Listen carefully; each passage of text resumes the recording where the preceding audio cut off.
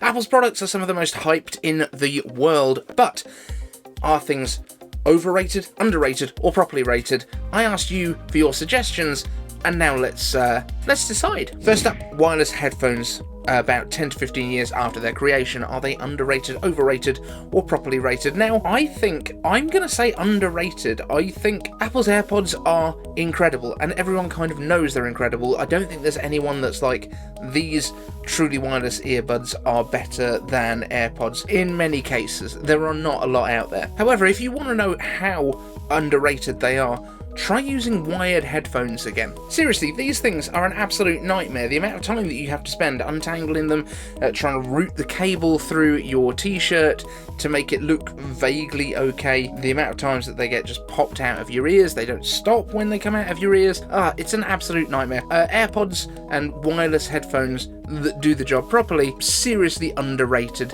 how magical they are. The Apple Watch Ultra. This comes from Jinzo. Apple Watch Ultra, for me, I think it's kind of overrated. I know there's so many people that are talking about the Apple Watch Ultra as being the product of last year, the sort of revolutionary thing that Apple has put out. I don't see it. Yes, it's a slightly bigger watch. Yes, the battery lasts a little bit longer. Is it a revolutionary change in how long it lasts? No.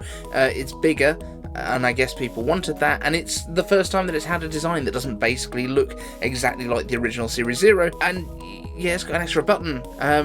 Is it a revolution? I don't think it is. I think it's maybe properly rated. If anything, it's overrated because people are just so mental about it. I picked it up, I played around with it. I wouldn't want to wear it on my wrist all the time. It's too big. It's too big! iPhone Ultra. Now this is a really tricky one because we really don't know what it's going to be yet. All we know is that it's going to be like the top end of the iPhones, we presume. And this is all coming from, rumours and conjecture from people. So, I don't know how. I think maybe overrated, because if it's going to be like the Apple Watch Ultra, I don't know how it's going to be magic. What's going to be incredible about it? It's going to be probably titanium. Great. Is it going to have a longer battery? It might do. Is it going to have better cameras? Maybe. I feel like this is a tricky one. But it's going to have USB-C, so it's incredible. The 15-inch MacBook Air, underrated or overrated? I think this is probably going to be underrated. I think this thing is actually going to sell really well. I, for quite some time, did kind of poo-poo the idea of having bigger MacBook Airs, because I think MacBook Air needs to be small and light and portable, but 15-inch displays, they are nice. It is nice to have that extra bit of screen space. I do like it. I think this thing is going to be underrated ahead of time. I still think it's going to come out with the M3 inside it, which means the battery life is probably going to be bonkers, and yeah, I think this is going to be good. Underrated for now. AirPods Max. Are these underrated, overrated, or properly rated? I feel like they're kind of overrated, but it's difficult because so many people have different opinions on these things. They are overpriced, that's definitely one. Maybe we should do overpriced or underpriced next time, but they're overpriced for what they are. The fact that you can't get lossless on them is just mind-blowing to me, that they haven't sort of released some crazy update where you can actually get that higher quality audio through them. It's very strange. I don't know why that's the system, and you can't even use the cable to get the lossless sound. Apparently they sound incredible, and I've listened to them and they sound really good.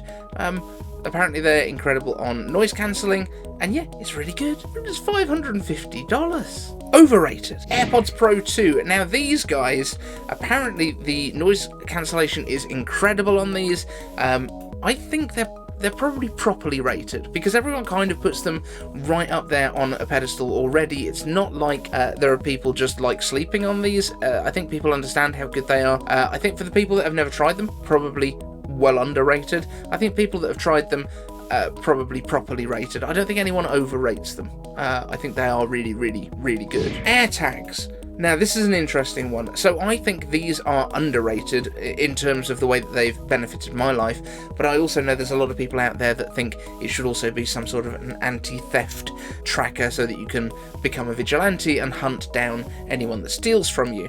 That's not what they're for. They are underrated as a solution for reducing stress in your life. Pop one on your keys, pop one on your wallet like I have. So my wallet is an AirTag wallet. All of that sort of stuff, that is exactly what it's for, and it basically means all that time that you would have spent hunting around down the side of your couch, trying to work out which bag you've got your wallet in, or your purse, you know, that it just kills all of that.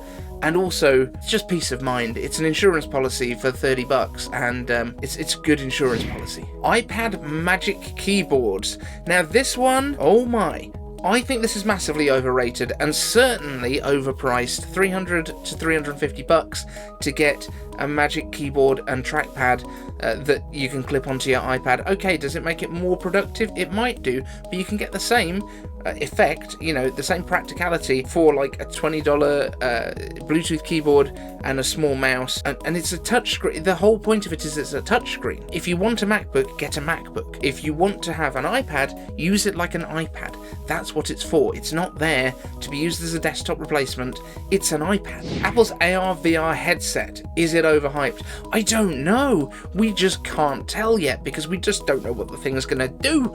I really want this to be the most incredible thing, and I want it to blow my mind and blow everyone else's minds, but I don't know if it will because we don't know what it's going to do. So right now, underhyped, because I don't think that many people are even aware of it. Okay, and we're now getting into a few where you guys have kind of given a bit of your opinion with it, so I'll read those through because I think these are important as context. So a 27-foot M3 iMac underhyped because we need one. So I think that means 27 inches, and I'm really sorry, but that's not going to happen. The iMac is now a 24-inch device. I don't think we're going to get 24 and 27 inches. That makes no sense whatsoever. I don't think we're going to get anything bigger than 27 inches either at this point. I think if you want to go bigger, you go Mac Mini or Mac Studio and whatever size display you want. And if you want the iMac, the all-in-one, the tidy one, that's a 24-inch device. That's what we're going to be getting.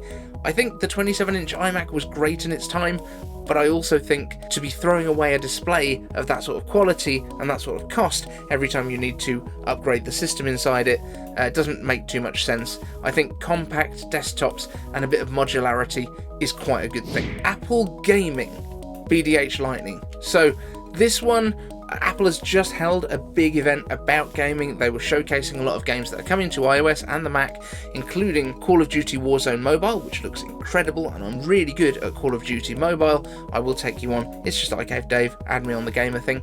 But yeah, I think Apple Gaming is underrated right now. The power that we've got in Apple Silicon, especially once people start developing for the platform, because it grows, because there's so much more market now that we've got Apple Silicon, people are switching to Macs in droves, and that's what needs to happen for the Mac to become a legit gaming platform, is we need to get the developers on board, and what will do that? A big enough market for games. Apple Silicon as a proof of concept, underhyped, an integrated GPU, that powerful unified memory, power consumption in late 2020. This was absolutely game changing, and the power per watt continues to be class leading over 2 years later.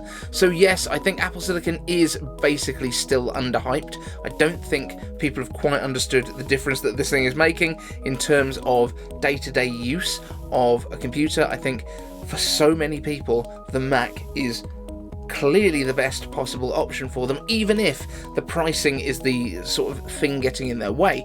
And the reason that I say that is because these things last forever. Like, current Macs, you're going to get a good 7-8 years of useful life out of these things, and for $1,000, you're talking just over $100 a year of very, very useful life on a MacBook Air, like an M1 MacBook Air right now. That's really good value, and even better with the Mac Mini M2. Underhyped, the departure of Jonny I've. Now, this is a tricky one because I think him leaving was a huge deal for Apple, but I actually think it's been a good thing in the long term. I think that iMac is probably the last thing that he designed, because the only size holes that you're getting is USB-C. It's all about the thinness, and you actually lose some real practicality in terms of things like the I/O. But I think that now that he's gone, we've kind of been inspired by his previous designs, and that's when we've got the MacBook Pros that everyone loves so much right now. USB-C and the people that have refused to buy an iPhone since 2007 because of its life-altering powers. So this one, I am 100% with you. USB-C on the iPhone, massively overrated. It doesn't matter. It's not going to change your life. The fact that you can maybe carry one less cable when you travel. That is not a feature. That is not exciting. If Apple wanted to put faster I/O into their iPhones, they could have done it because they already put USB 3 speed through Lightning on the iPad Pros. Lightning isn't slowing it down.